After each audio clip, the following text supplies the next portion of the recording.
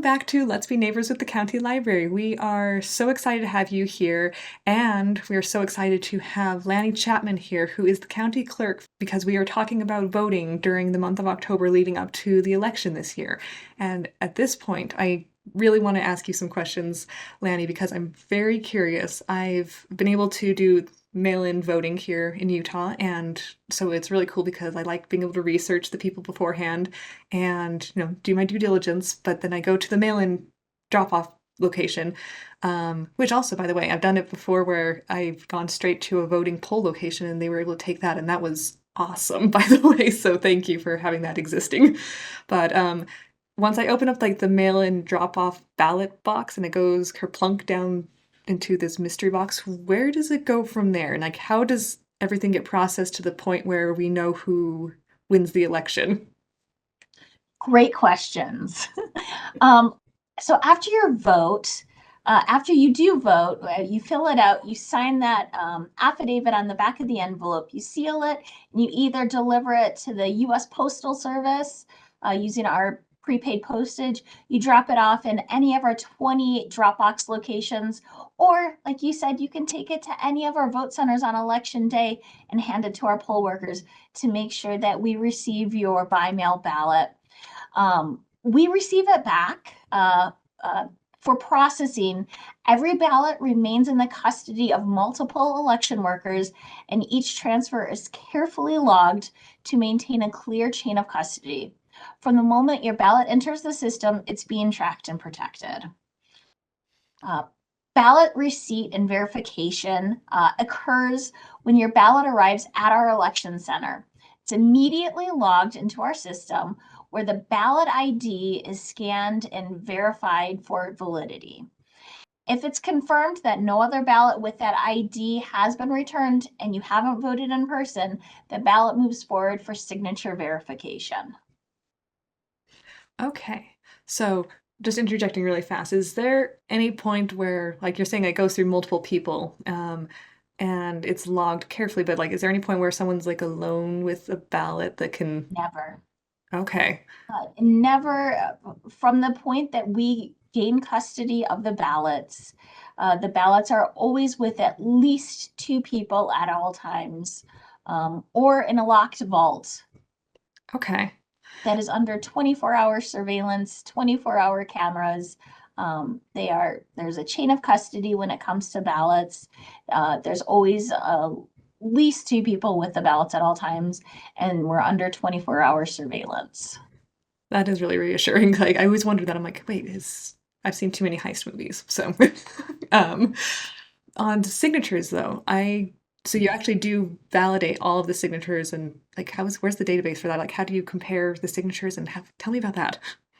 So last episode, we talked about voting in person and having a valid ID. You show your ID to the poll worker. We scan it to make sure you are who you say you are. And that's the way that we're able to issue you your card to go have your voice heard in person. Similar to that, for by mail voting, your signature we verify before we even open your envelope and process your ballot. We want to make sure that you are who you say you are, and we do so by making sure that your signature matches the signature that we have in your voter registration file. That is so neat. And what happens if there's like a discrepancy? Because I don't remember what my signature looked like. I'm not sure if it's evolved. Like, I'm like, how do you know at what range? Because people sign differently each time. So what happens if it feels like it's not your signature? Absolutely. So we have multiple signatures for every single voter in the state of Utah available to us, from your driver's license signature that you signed when you got your driver's license or Utah ID, to the first time that you filled out your voter registration form, if you've ever changed your party affiliation. And then, of course, anytime you sign those by mail affidavits, we collect up to 5 signatures on every single voter at any single time. So we have a lot of different signatures to verify the signature on your ballot affidavit against, to make sure you are who you say you are before we even open your ballot. If we're not able to verify it, or frankly, if you forgot to sign the affidavit, we'll send you a cure letter within 48 business hours of rejecting that ballot. All's not lost, though. We will send you a cure letter, a text message if we have your phone number. We'll call you. We'll email you if we have your email address to help you cure your ballot. You can sign an affidavit saying that, yes, in fact, that was your ballot. We will again verify the signature and be able to continue to process your ballot. Okay. Do they verbally verify signatures, or how, like, do they have to go in and sign it again? So we'll email you and send you by mail affidavit to sign to say that you are who you say you are, along with the cure letter. Okay. It sounds so very important having an official title of a cure letter. And I have to say, I feel just a smidge like a celebrity knowing that I'm like, I didn't know there were 5 signatures to compare from. I'm like, it's We have quite a few signatures for every single voter. And um, if you've never had the opportunity to receive a cure letter, that must mean that your signatures are pretty much identical to those that we have on file. And of course, we keep updating our signature library that we have for our voters to make sure that we also have up-to-date signatures, not just the signature when you were 18 and registered to vote for the first time. yeah, I cannot remember how I signed my name then, so I'm glad that you have an updated date bank with each new election. That's pretty cool. I had no idea, so thank you. Okay, so we're on to validating signatures, and we haven't even counted the votes yet, so I will let you have the floor because there's more to this. Sure.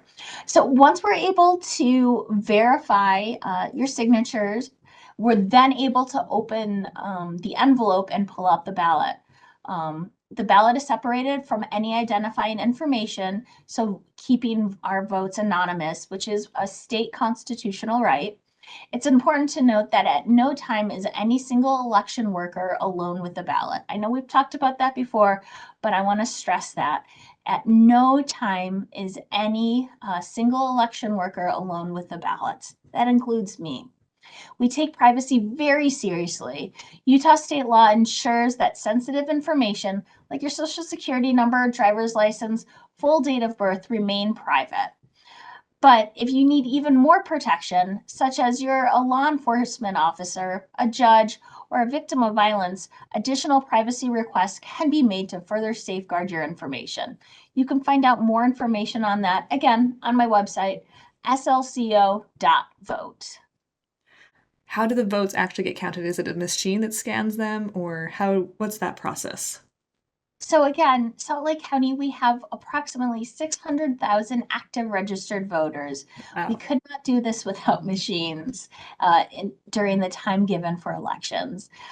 We use sorting machines. We call an Agilis machine. It batches ballots based on criteria like district or municipality. Each batch gets a unique ID, ensuring ballots can be tracked throughout the counting process. And then once they're sorted, the ballots are scanned using high-speed tabulators. The data is stored securely and remains untabulated until polls close on election night. After 8 p.m. on election night, mail-in and in-person vote data is uploaded and results start being processed and reported. When you say it's high speed, is there any inaccuracies to the scanners, like that they might miss a bubble or not count a vote? Sure. So the timing marks on the sides of the ballots are what the high-speed machines are looking for. If there's any ambiguous ballots, sometimes voters don't always completely fill in the ovals, or there's some unclear marks on the sides of your ballots. We have a team of 2 election workers who will review the ballots and determine the voter's intent. They'll update the ballot accordingly before it's counted, ensuring that every valid vote is included. And so, what happens if someone doesn't fill in a bubble? Like, I don't know, they choose or forgot to vote for somebody. It's not uncommon for voters to skip contests or skip full pages. We've got a really long ballot this year. We haven't talked about that yet. We have a 2-card ballot, meaning 2 pages front and back, filled with contests and questions. The lovely thing about the state of Utah is we send out ballots 21 days before an election. So even if you prefer to vote in person, you have that by mail ballot to do your homework, to figure out the candidates and questions that really resonate with you. However, if there's some that you just don't have an opinion on, it's okay to skip those. Okay, so the rest of the votes will still count, even if you skip something. Absolutely. Cool. This is not a hard test. This is not like a high school test where you're going to get docked points for missing. So that's great. Okay. Is there anything else? Is it scanned and then it's done, or? So after election day, we have a 2-week canvassing period. During that time, voters can still turn in their cure letters and those affidavits that we talked about earlier, so that I can continue to process their ballot. But that also gives my team time to count every ballot, make sure that every eligible ballot that should be processed is fully processed. And after that, we have a post-election audit, which ensures that the number of votes matches the number of voters who checked in. This process helps us detect any discrepancies and confirms the election's accuracy. Finally, the results are certified by the Board of Canvassers, which for this election is going to be the County Council, making the outcome official. Where would a recount happen? Sure. By state law, a recount will happen after the election is certified, so long as it fits within the criteria that state law dictates. The losing candidate and the winning candidate have to be within 0.0025 of each other, or a quarter of 1% of all the votes that were voted in that specific contest. Um, Between the two candidates. Okay. And then is there any point where you were talking about machine scanning and the need for that, but is there any point where there's a human element? Like if, let's just say someone bubbled in with a smiley face and so it doesn't read it, but like trying to discern voters' intent. Is there like humans that do that? Absolutely. So adjudication, which is exactly what you're talking about, it's always teams of 2 people. If the machine cannot determine or decipher if somebody voted or if there's a stray mark, an ambiguous mark, we always have teams of 2 humans looking at those ballots to discern voter intent. Okay. That's cool. Um, yeah, I guess I'll put a plug in for, because I'm sure you poll workers are always wanted and needed. And how do you become a poll Absolutely. worker? Yeah, to become a poll worker, we have a amazing form on our website. Again, slco.vote. You can fill it out to either be a poll worker on election day or early voting, or if you have more time that you can devote to us, we're always looking for people to come and help us actually process by mail ballots in our election management center. And you can find more information on our website about that.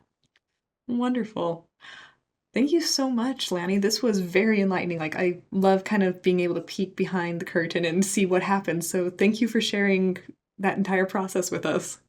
Absolutely. Before we go, let me do a couple extra plugs. One, we love giving tours. If any of your viewers out there have any questions, they can come down to our office. Myself or my team would be happy to give a tour of our processing center, what we're doing, how we're doing it. We're really proud of the work that we do, and we love to show it off. Another thing is tracking your ballot. This is something that's newer to the state of Utah. You can track your ballot every step of the way from when it's sent out to when it's counted by using ballot tracks. You can find more information on how to sign up for that at trackmyballot.utah.gov. So let me get this right. So you can actually kind of, okay, like Domino's pizza. You can actually follow along where your ballot goes before it gets done. That is so cool. Okay, that's awesome. Um, and you said something else that I was going to make a comment on, but that was sorry. I kind of my mind got a little bit blown by the tracking your ballot because I'm like, wait, you can actually do that? It's anonymized. Like this is the best of all worlds. The level of security you guys do is really amazing. Yeah, it's really important that people feel safe and secure with having their voices heard, but we also want to make sure that we have convenient access for all eligible voters to have their voices heard. If they prefer to do it by mail, or if they like to vote in person, and that's just a tradition that they have in their family, that's okay too. We want to make sure that all eligible voters have that opportunity. Wonderful. And I do remember my question is the tour sounds amazing. But I don't want you to get flooded with it. It's like, do you need to make a reservation or can people just walk in and say, hi, Lanny, I want a tour? We always prefer it when people can make or schedule an appointment beforehand. We're getting to our very busy season, but you can always observe and watch as well during all processes of administering the election. And you can find our time and hours again on our website. Okay. So they can actually watch the votes get counted? Absolutely. That is so cool. And so, like, school groups or does like anyone can come and do this? Yeah, we've had civic groups, we've had third grade classrooms, we've had elected officials, and everything in between. We, again, love giving tours. We encourage people to come down and understand the process that we're so proud of. That is amazing. Thank you so much for the work you do, Lanny. It's been a pleasure. Thank you.